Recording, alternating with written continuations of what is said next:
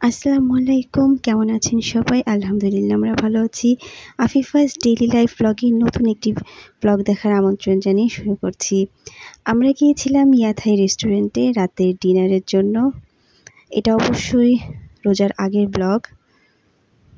এই যে দুই ভাই বোন ঢুকেই খেলা শুরু করে দিছে।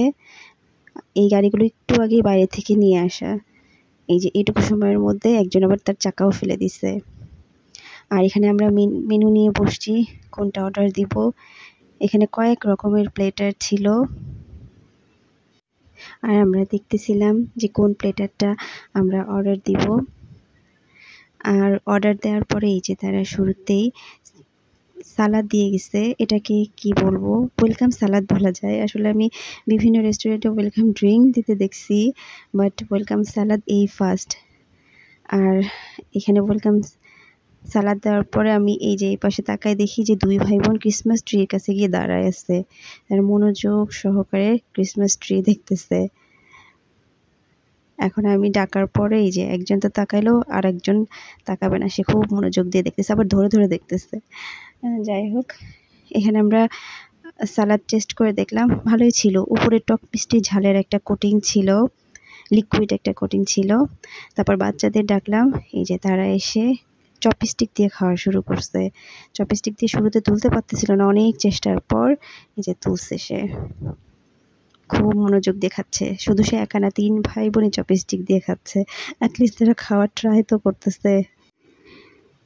চপস্টিক দিয়ে আমিও অনেকবার ট্রাই করছি, আসলে আমি তুলতে পারি না।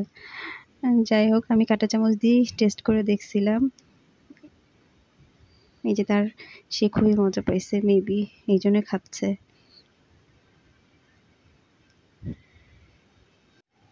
আর তাদের খাওয়া শেষ হতে হতে এই যে আমাদের খাবার চলে আসছে। আমরা টোটাল 4টা প্লেটের অর্ডার করছিলাম। এখানে সুশি ছিল, ফ্রাইড রাইস ছিল, চিকেনের 3-4 রকমের পদ ছিল, ফ্রুটস ছিল। যে আর একজন তুলে দেখতেছে, কিভাবে খাবে সে হয়তো বুঝতে পারতেছে না। যাই হোক, তাদের ভাই অবশ্য খাওয়া শুরু করে দিছে।